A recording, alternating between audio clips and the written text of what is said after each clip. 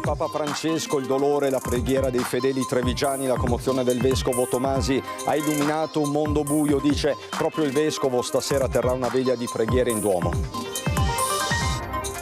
Campane a lutto nelle diocesi di Treviso e Vittorio Veneto. La notizia della morte del Papa per molti fedeli è arrivata durante le celebrazioni del lunedì dell'Angelo, bandiera a mezz'asta negli edifici pubblici. Il cordoglio per la morte di Papa Francesco, Zaia, uomo di pace, ore potenti della terra si ispirino a lui. Questa sera dalle 21 Antenna 3 manderà in onda la diretta del 28 aprile dell'anno scorso in occasione della visita a Venezia di Papa Francesco. Rivivremo assieme le emozioni di quella giornata storica. Centauro gravissimo, sbalzato dalla moto, l'incidente poco fa in un campo privato di Quinto di Treviso, operazioni in corso per uno scontro anche a Maserra. Ricette mediche falsificate per l'acquisto soprattutto di psicofarmaci da parte di giovani, anche minorenni. Si stanno registrando casi nella Marca. La Pasquetta senza auto di Treviso, tra ristoranti pieni, passeggiate e gite in bici e molti turisti presenti nel capoluogo hanno apprezzato.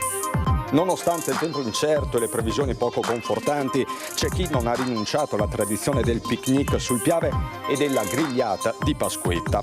Torna domenica 4 maggio la Treviso in rosa e quest'anno, oltre alla corsa di domenica, sono previste 2 manifestazioni anche il sabato: il tiramisù in rosa sotto la loggia dei 300 e al Teatro Comunale la sfilata delle donne della Forza in passerella. Bentrovati, buonasera telespettatrici, telespettatori di Antenna 3. Tanti i fatti che segnano questo lunedì di Pasquetta. Fra poco vi daremo tutti gli aggiornamenti sul fronte della cronaca. Ci sono delle operazioni in corso sulle strade della Marca trevigiana, ci sono degli incidenti gravi. Stiamo acquisendo tutte le informazioni, sia a Maser c'è uno scontro tra 2 moto, sia a Quinto di Treviso, dove un giovane, un ventenne, è gravissimo, attualmente in prognosi riservata dopo essere stato sbalzato dalla propria moto mentre faceva cross in un campo privato. Ma a dominare la cronaca oggi chiaramente è la morte di Papa Francesco. Campane a lutto in tutte le diocesi, nelle diocesi di Treviso e Vittorio Veneto in particolare, la commozione di migliaia di fedeli e le parole del vescovo di Treviso, Michele Tomasi. Partiamo proprio dalla riflessione, dal dolore, dall'invito alla preghiera di Tomasi. La notizia ci ha colti davvero di sorpresa. All'inizio davvero non volevo neanche crederci.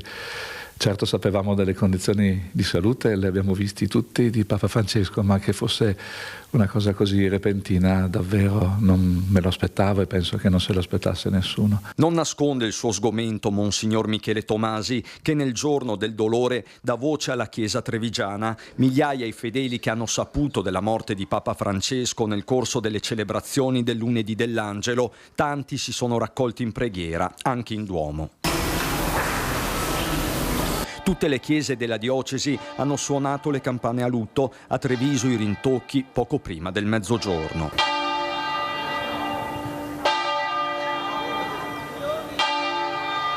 Un uomo di verità, di giustizia, e in questo periodo così travagliato davvero uno dei pochi uomini davvero di pace che ha illuminato un mondo buio. Luce che Francesco ha portato anche in Veneto. Soltanto l'anno scorso 2 le visite pastorali, la prima a Venezia il 28 aprile, poi a Verona il 18 maggio. Sono stati momenti davvero di gioia, dove abbiamo sentito la sua vicinanza, la sua attenzione alle persone in carcere, ai poveri, alle profezie di pace e a questa nostra terra veneta che ha saputo accoglierlo con grande affetto. Non manca un ricordo personale, semplice ma evocativo, la visita dei cresimati trevigiani in Vaticano. Quella volta che mi ha detto di girarmi verso i cresimati che gridavano in piazza per salutare lui e me, e mi ha detto, a me un po' imbarazzato, chiamavano il mio nome e lui ha detto: girati e salutali che ti vogliono bene. Lui aveva questo grande istinto di coprire e di scoprire il bene nelle persone. Parole ma soprattutto azioni che adesso per Monsignor Tomasi devono diventare insegnamenti. Papa Francesco ci ha insegnato fino alla fine con la sua dedizione, con la sua fragilità e con la sua dedizione, l'abbiamo visto ancora in Piazza San Pietro proprio ieri, ci ha insegnato a sperare con ogni speranza e a credere che in Gesù Cristo risorto la vita è più forte della morte. Ecco, questo messaggio della Pasqua risuoni ancora più credibile, ancora più vivo in questo momento di tristezza. E per molti fedeli la triste notizia è arrivata durante le celebrazioni per il lunedì dell'Angelo, un giorno non casuale, dice il parroco del Duomo, tanti i fedeli che si sono raccolti in preghiera. Possiamo pregare anche per Francesco, l'eterno riposo. Dona a lui, Signore, senza la luce del Re, riposi in pace.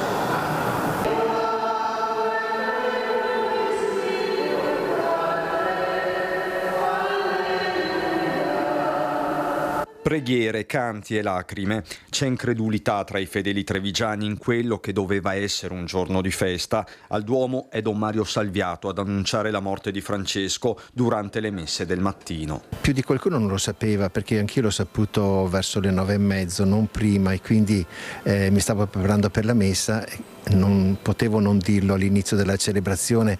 E qualcuno lo sapeva, più di qualcuno però è rimasto con gli occhi sbarrati, un po' allibito e anche addolorato della notizia. Sconvolta, perché era una bellissima, bravissima persona, andava oltre ogni sogno umano, oltre ogni progetto, cioè era straordinario.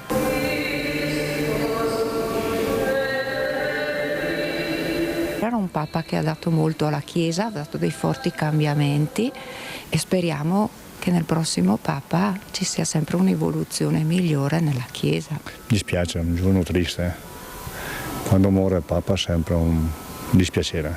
Questo è stato saggio e bravo. Ho acceso la candela per Papa Francesco dicendo l'eterno riposo e che il Signore raccolga nel suo regno. Una morte che arriva dopo la Santa Pasqua, una via crucis, quella di Francesco, ma in nascosta, segni che vanno letti. La risurrezione ora è per lui coinvolto in questa Pasqua del Signore.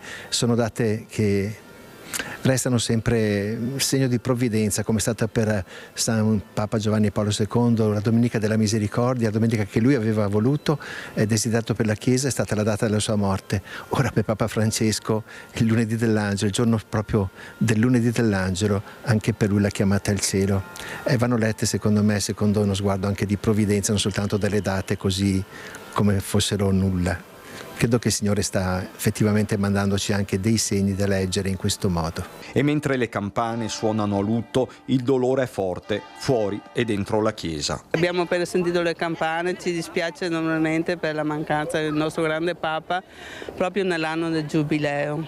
Siamo affranti da dolore, ci dispiace. È una notizia che ci ha ucciso, è una grandissima perdita. Per tutto e per tutto quello che stava facendo per le guerre che ci sono in giro per il mondo.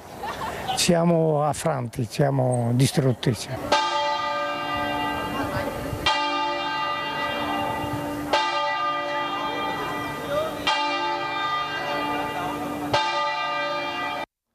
E stasera in Duomo a Treviso la veglia con il Vescovo Tomasi è prevista alle 20:30. Tante le iniziative in tutte le diocesi, comprese ovviamente quelle di Treviso e Vittorio Veneto. C'è poi il cordoglio delle istituzioni. Di un uomo di pace parla Luca Zaia, che ha proclamato il lutto regionale. Bandiere a mezz'asta in tutti gli edifici pubblici, in tutti i municipi della Marca.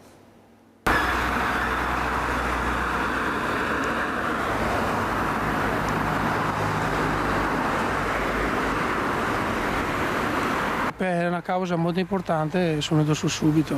Fausto Tempestin è uno dei tanti operai comunali che nella Marca hanno avuto il compito di issare le bandiere a mezz'asta, così a Ponte di Piave, dove il lutto ha interessato tutta la piazza, compreso il tricolore che ormai ne è simbolo. Con lui la sindaca Paola Roma. Papa Francesco era una figura di riferimento non solo dal punto di vista del rispetto che lui ha avuto per la vita, per la pace, ma soprattutto per le persone più deboli e le persone con fragilità. Quindi davvero anche la nostra comunità si stringe in questo grande abbraccio per dire un grande grazie a questo grande Papa. Copione analogo in tutti gli edifici comunali e pubblici trevigiani, come chiesto dalla prefettura, ma è un'adesione tutt'altro che formale. Il sindaco di Treviso, Mario Conte, ricorda un breve dialogo avuto con Francesco. Un punto di riferimento per tutta la comunità che ho avuto anche l'onore di conoscere, incontrare, e al quale avevo rivolto anche la preghiera di ricordare nelle sue di preghiere la comunità trevigiana. Uomo di pace, francescano, quindi insomma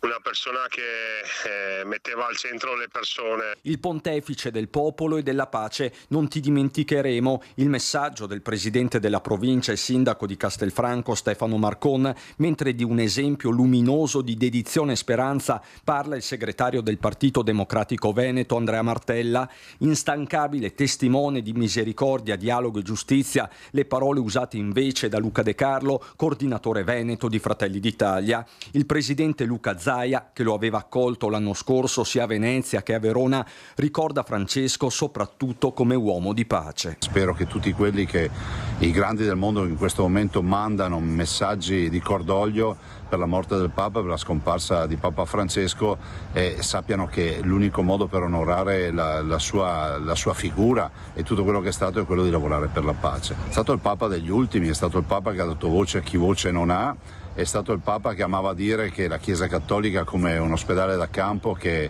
non lascia mai fuori nessuno, non chiude mai le porte a nessuno. Io personalmente lo ricordo con grande affetto perché è stato una persona molto alla mano, molto semplice, pronta alla battuta, ma sicuramente acuto nei ragionamenti, non lo dimenticheremo mai. E quelle due visite pastorali, la prima a Venezia, la seconda a Verona, Antenna 3 le seguì in diretta, due giornate straordinarie, storiche. Scendete per favore.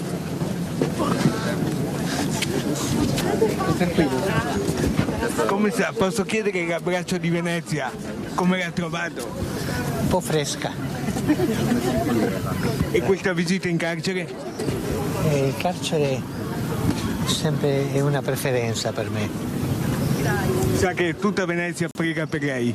Benissimo. Tu sai che quando io entro in un carcere, tu sai cosa dico? No. Perché loro e non io. In quelle parole al microfono di Lorenzo Maier c'era tutto Papa Francesco. Il suo essere fuori dagli schemi, capace di infrangere il protocollo, di stare accanto alle persone, di fermarsi a chiacchierare, che gli interlocutori fossero personalità pubbliche, giornalisti o gente comune. E quel sorriso, quelle battute, soprattutto davanti ai giovani. Sta diventando un po' lunga questa, no? Vi siete annoiati? Ah, siete educati, va bene. 12 anni di pontificato intenso, intensissimo, spesso controcorrente per Jorge Maria Bergoglio, il Papa venuto dal Sud America. 12 anni nei quali non sono mancati attacchi anche da una parte del mondo cattolico per quel suo essere innovativo nei pensieri e nei modi, ma sempre amato dalla gente. La gente festante che in Veneto lo accolse in un 2024 magico, prima a Venezia il 28 aprile, poi a Verona il 18 maggio. In entrambi i casi fondamentali prima di tutto le visite nei luoghi del dolore, le carceri. Il momento toccante alla Giudecca. Non dimentichiamo che tutti abbiamo errori dai quali farci perdonare e ferite da curare, io anche. Ti auguro tanta salute per il bene che si è portato oggi. Le ringrazio di cuore Papa Francesco. E quello altrettanto sentito tra i detenuti del carcere di Montorio Veronese, di fronte alle canzoni cantate da chi vive ogni giorno dentro una cella.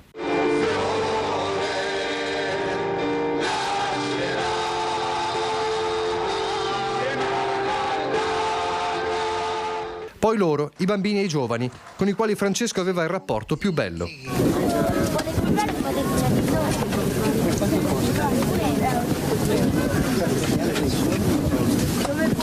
ci siamo preparati, abbiamo preparato questi libretti scritti a mano e ne abbiamo preparato uno bellissimo per vendere al Papa.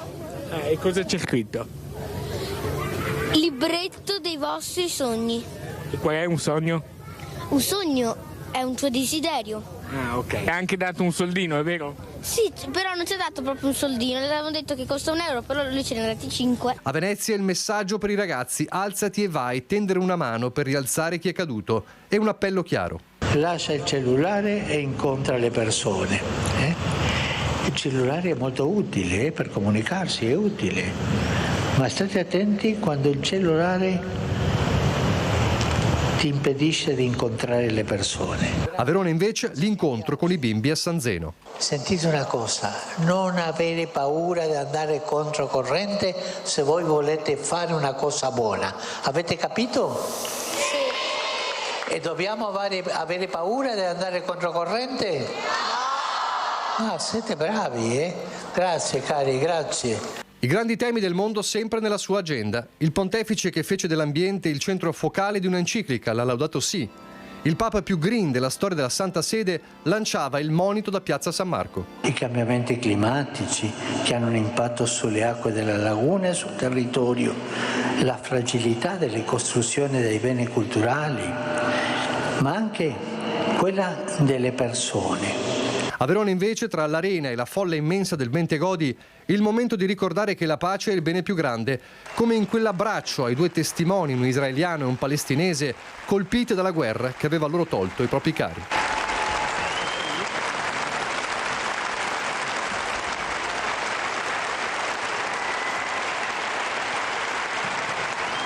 Migliaia di persone, momenti di commozione collettiva, ma Francesco poteva essere anche il Papa della sorpresa che non ti aspetti e lontano dai riflettori.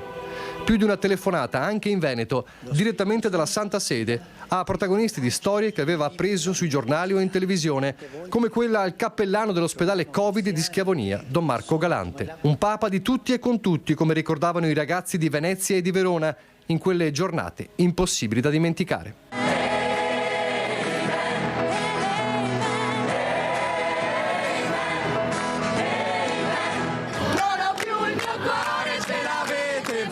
Ma non mi interessa da quest'oggi in poi, ogni mio respiro sarà per voi.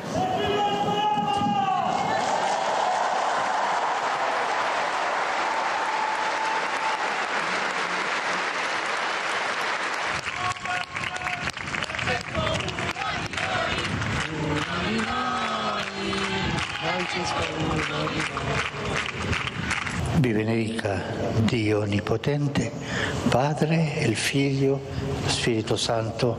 Amen. E com'era la cosa? Grazie, grazie. Il gesto che le viene posto. Noi veniamo alla cronaca particolarmente convulsa di queste ore, di questi minuti. 2 gravi incidenti che hanno coinvolto dei motociclisti si sono verificati nel tardo pomeriggio di oggi nella Marca Trevigiana. Il primo, poco prima delle 18, Quinto di Treviso, in via Pittero. Un giovane di 20 anni è caduto mentre faceva motocross in un campo di proprietà di un amico. Per causa ancora al vaglio dei carabinieri di Zero Branco, il ragazzo ha perso il controllo della moto ed è caduto a terra. Subito soccorso dai sanitari del SUEM 118 intervenuti sul posto con l'ambulanza. Il giovane è stato trasferito all'ospedale Cafoncello di Treviso, dove è stato ricoverato in condizioni molto gravi. La prognosi è riservata. Marta Marangona mi ha appena comunicato che era in corso una pasquetta fra ragazzi, quindi si erano ritrovati questi ragazzi per festeggiare la pasquetta e poi appunto questo epilogo nel tardo pomeriggio. Poco più tardi a Maser, vi posso mostrare delle immagini, poco più tardi a Maser sempre 2 moto sono entrate in collisione in località Crespignaga. Sul posto sono intervenuti i sanitari del SUEM 118 arrivati a bordo dell'elicottero. La dinamica è ancora in corso di accertamento da parte dei carabinieri di Volpago e Pederobba. Vi mostro ancora delle immagini che praticamente ci stanno arrivando in tempo reale. Ecco, una delle moto entrate in collisione, anche in questo caso sembrano, ma è del tutto evidente, delle moto da cross. Per il resto è una giornata di traffico intenso, è una serata di traffico molto intenso sulle arterie principali della Marca, rallentamenti sulla Treviso Mare. Un incidente stradale con 2 mezzi coinvolti si è registrato nel primo pomeriggio in via Barco a Susegana, dove per causa in corso di accertamento un'auto e una moto di grossa cilindrata sono entrate in collisione. Il bilancio dell'incidente è di un ferito, il Centauro, che è stato trasportato in ospedale. Le sue condizioni non sarebbero gravi. Questa immagine invece è relativa a un incidente che si è registrato molto grave nella giornata di ieri in via Marghera, Motta di Livenza, dove una donna di 38 anni, residente a Meduna di Livenza, è rimasta gravemente ferita in seguito a un'uscita autonoma mentre era alla guida della propria auto. La donna, estratta dalle lamiere, è stata portata in elicottero al Cafoncello in gravi condizioni.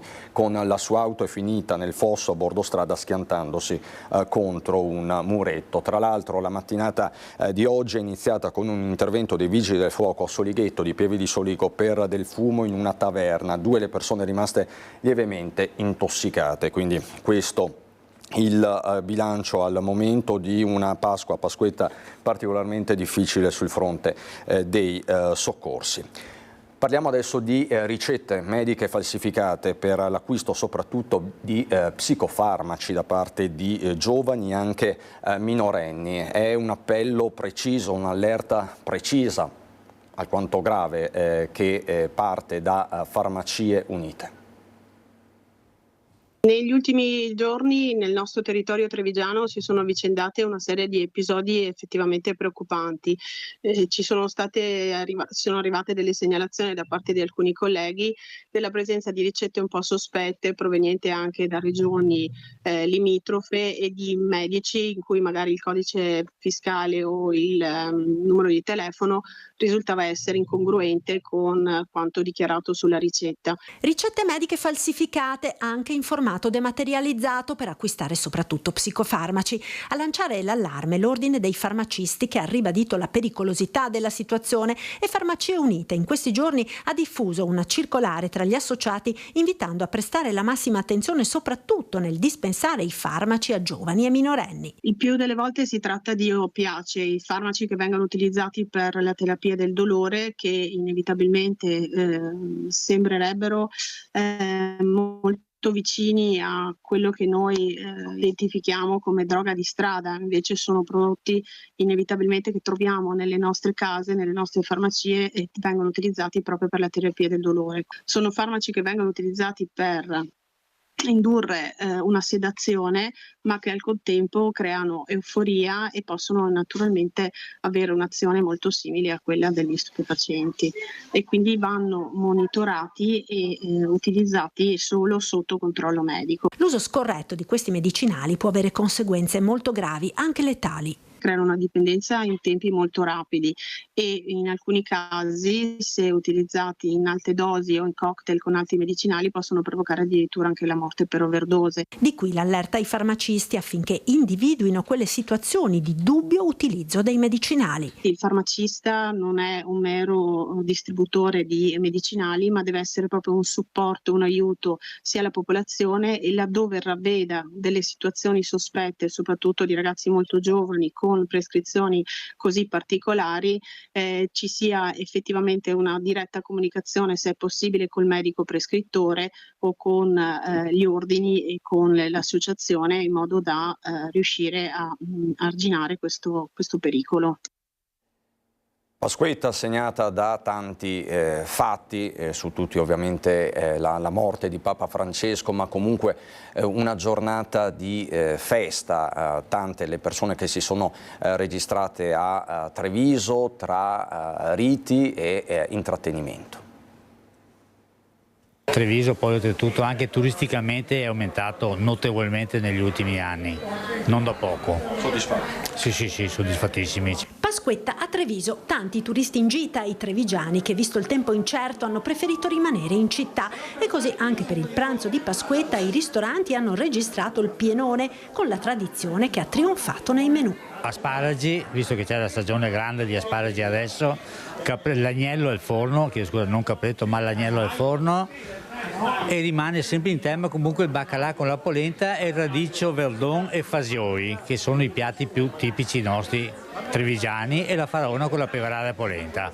Questi in poche parole sono proprio i piatti più tradizionali. Buona l'affluenza di visitatori sia italiani che stranieri per il Ponte Pasquale, grande lavoro per le guide turistiche. Bisogna separare quelli che sono i gruppi organizzati e quelli che vengono in autonomia. Diciamo che quest'anno ci sono state più persone indipendenti che gruppi organizzati, perché i gruppi li abbiamo seguiti più per le ville venete, le città murate. Molto apprezzati gli itinerari che attraversano gli scorci più suggestivi della città. Vediamo i punti salienti, la gente ovviamente è affascinata dai canali perché come al solito non pensa, anzi confondono sempre Treviso, pensano che sia in montagna, non so perché abbiano associato sempre questo aspetto e quindi si fanno le piazze, poi le chiese principali, l'isola della pescheria è un'altra cosa che fa effetto perché è un po' così originale, sorprende. Ecco, diciamo che tutti sono abbastanza ben positivamente sorpresi, anche dalla pulizia della città. E la Pasquetta a Treviso quest'anno è stata particolarmente green con l'ultima giornata ecologica della stagione. Il tempo è un po' variabile, ho visto tanta gente in bicicletta. Ripeto, Treviso è una città percorribile da un punto a un altro, penso in 5 minuti in bicicletta se si vuole. Se la città è chiusa e non ci sono macchine, veramente è molto, molto fruibile, però è anche un modo per viversi la città in una maniera diversa. E così la Pasquetta è diventata l'occasione per una gita in bici in città, magari con i nipotini. Oggi è Pasquetta e mi tocca so di turno e facciamo un bel giretto con i nipotini. Bella giornata. Spero che oggi sia una giornata importante anche per tutte le altre persone. Buona Pasquetta, ciao! E siamo pronti a raccontarvi ancora altri capitoli di questa Pasquetta trevigiana, ma vi porteremo sul Piave subito dopo la pubblicità, fra poco.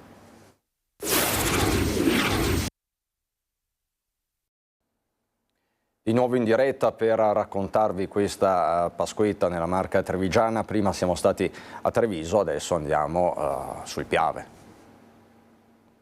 Sinceramente il tempo è stato clemente, non avrei rinunciato perché per me, che poi sono il più vecchio qua, è la tradizione. Alla fine il tempo ha tenuto premiando gli irriducibili della grigliata e del picnic di Pasquetta. Non come gli altri anni perché, ahimè, oggettivamente questo tempo un po' matto, ecco, non ci ha fatto andare sul tranquillo, però si sta animando, ecco, c'è un po' di gente. A Spresiano, dopo la tradizionale passeggiata sulle grave del Piave organizzata da Lega Ambiente e Piavenire, tutto esaurito per lo spiedo della Proloco, ed in parecchi, nonostante le previsioni meteo poco incoraggianti, non hanno rinunciato alle tavolate con gli amici all'aria aperta. Siamo qua tutti quanti in compagnia, questa è l'amicizia e questo è il benessere. Ogni anno, se non piove, sì. Anche se piove si va. Buongiorno, è la discreta giornata, stiamo tutti sereni. Cucinato, c'è ancora qualche rimasuglio per il pomeriggio e il trucco è sempre la salamoia, ragazzi del Piave.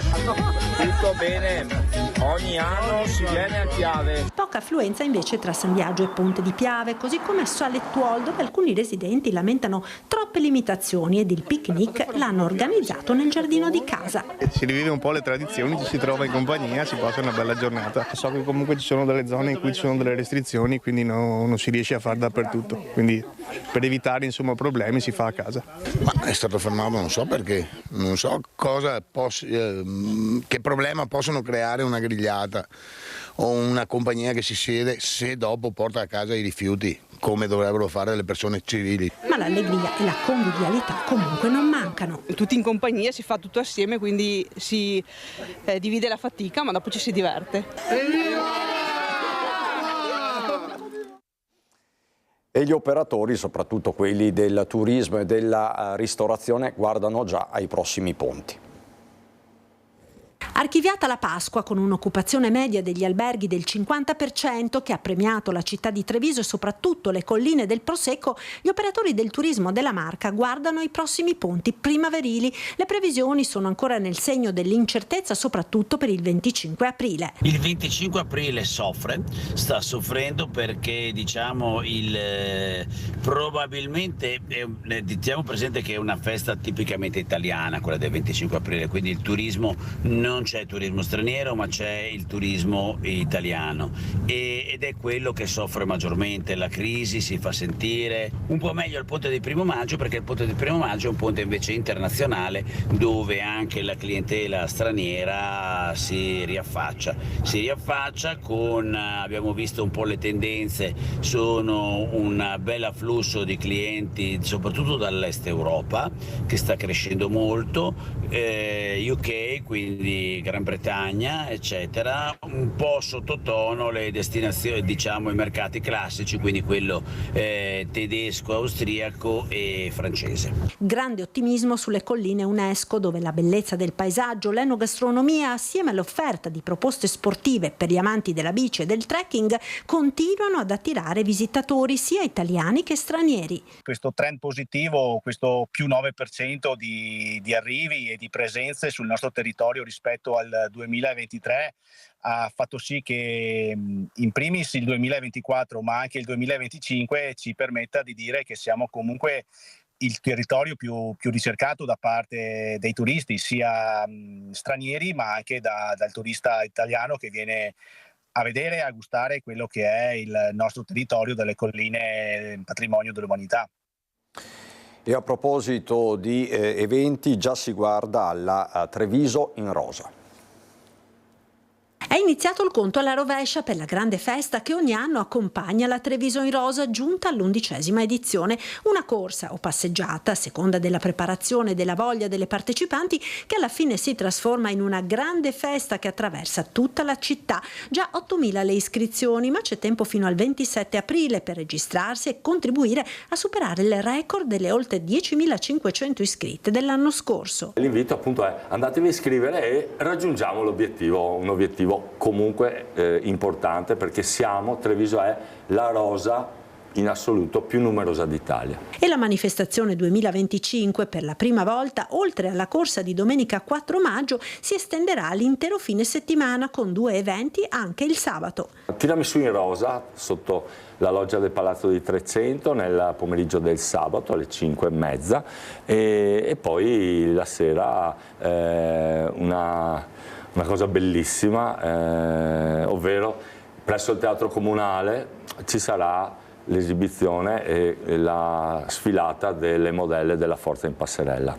Ed è l'intera città coinvolta nella festa delle donne. A me piace molto quando abbiamo finito nel pomeriggio, quando torniamo dopo aver fatto la mattinata di lavoro, vedere ancora tante donne in giro per la città, nei bar, nelle gelaterie. Ecco, questa è per me una grande soddisfazione. E come si può dire, le donne si diventano, come si può dire, proprietari di Treviso per una giornata, e questo ci riempie di gioia. Confermato il patrocinio della Lilt di Treviso, alla quale anche quest'anno andrà parte del ricavato per sostenere iniziative di prevenzione e sostegno alla Lega Italiana per la lotta contro i tumori, un impegno di cuore, ed è proprio un cuore che campeggia sulla maglietta rosa. Con un cuore, perché le donne mettono sempre il cuore su quello che fanno, e quindi ci sembrava bello il cuore pulsante della donna. Ecco, questo è il messaggio che vogliamo lanciare quest'anno.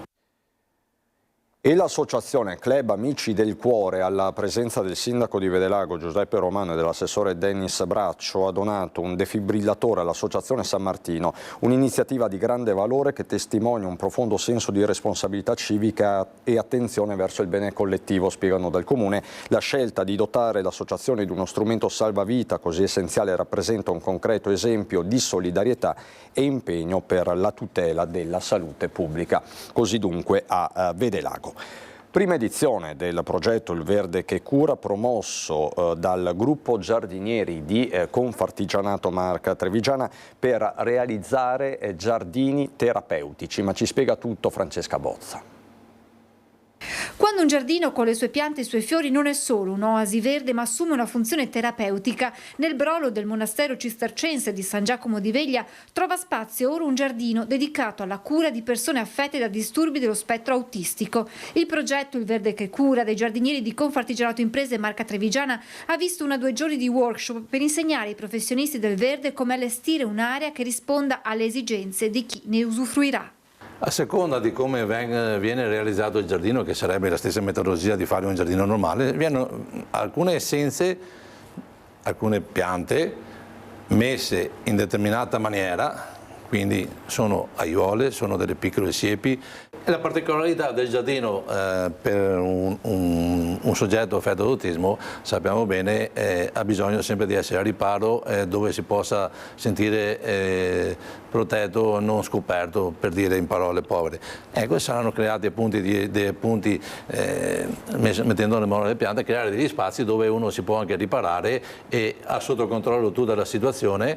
Al progetto hanno collaborato anche gli architetti e i paesaggisti di Fondazione Architettura Treviso, fondamentali nella progettazione. Ormai su alcune di queste tipologie di progetto c'è una lunga e consolidata letteratura di quali elementi compositivi funzionano di più, anche con risultati scientificamente provati.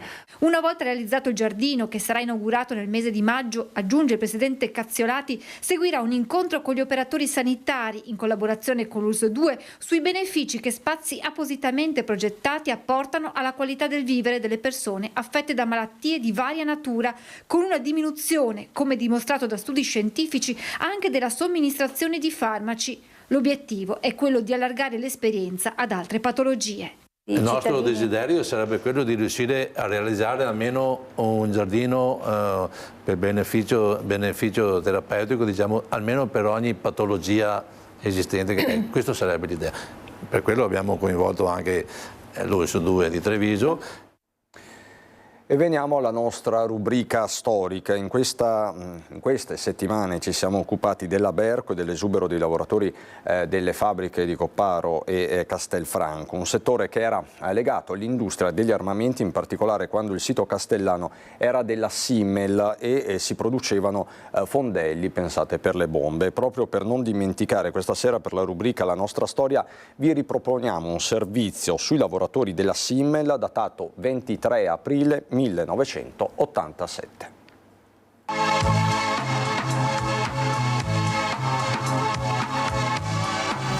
Viene valutato positivamente l'accordo sulla Simmel stipulato nei giorni scorsi al termine di una trattativa svoltasi presso l'Associazione Industriali di Treviso. Mentre la SNIA BDP del gruppo Fiat è diventata l'unica proprietaria dell'azienda di Castelfranco, prelevando anche il pacchetto EFIMA a partecipazione statale, sono stati definiti dei punti importanti sia per il settore militare, il munizionamento, che per quello civile, le catenarie. Pur in presenza di una situazione di squilibrio tra costi e ricavi, c'è la conferma della volontà aziendale di mantenere in attività la produzione civile. Ci sono commesse sicure almeno fino alla fine dell'anno. Per il solo personale cassintegrato del settore militare, dal 1 giugno verrà attuata la rotazione a 30 lavoratori alla volta sui 90 al munizionamento. Per il part-time c'è poi la disponibilità aziendale a prendere in considerazione prestazioni di questo tipo a richiesta dei singoli lavoratori.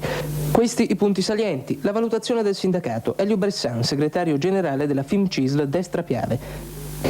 Il sindacato lo valuta positivamente rispetto alla situazione del passato, nel senso che finalmente si è introdotto delle procedure in cui si dà un ruolo molto più attivo rispetto al passato al sindacato. In questo accordo c'è previsto una procedura riguardo i vari punti, tra cui il tempo parziale, i corsi di riqualificazione professionale, un esame attorno al problema degli orari che dovrebbe in qualche modo permettere un recupero di persone che attualmente si trovano in cassa integrazione. Attualmente la Simmel occupa 1092 dipendenti, 63 potrebbero usufruire quest'anno del prepensionamento, 360 sono i cassintegrati. Allora ritorniamo sugli incidenti di cui vi ho parlato prima. Allora, la foto che vedete, questa foto è relativa all'incidente di Maser, dove si sono scontrati due motociclisti, due centauri giovanissimi. Sul posto i carabinieri di Pederobba e Volpago per i rilievi, sul posto poi chiaramente anche gli operatori del SUEM 118. Si tratta di due ventenni, entrambi di Masera. Vi mostro anche un'altra foto relativa appunto a questo incidente che si è registrato nel tardo pomeriggio a Crespignaga di Masera. Le moto sono entrate in collisione e la parte frontale di entrambe è distrutta. Vi posso anche dire e rassicurare che i giovani sono fuori pericolo di vita, sono stati trasportati in ospedale con un codice di media gravità, mentre è in prognosi riservata invece un altro ventenne che poco prima questo incidente, appunto poco prima l'incidente di Masera, quinto di Treviso, sempre con una moto da cross, è finito capottato mentre appunto faceva cross in un terreno privato di un suo amico, dove era in corso una festa, sostanzialmente la festa di Pasquetta tra giovani e giovanissimi. Le sue condizioni sono gravi, è intervenuta la stazione dei carabinieri di Zero Branco per tutti i rilievi del caso. La prognosi è riservata, le condizioni di questo ragazzo sembrano molto gravi. L'incidente poco prima delle 18, siamo all'altezza di via Pitter, così dunque un duplice fronte a Masera e a Quinto di Treviso. Per il resto la situazione è in corso di evoluzione sulle arterie principali della Marca trevigiana, dove il traffico è chiaramente sostenuto. Per tutti gli aggiornamenti vi do appuntamento alle prossime edizioni. Per il momento dalla Marca trevigiana è davvero tutto. Grazie per l'attenzione, buona Pasquetta ancora.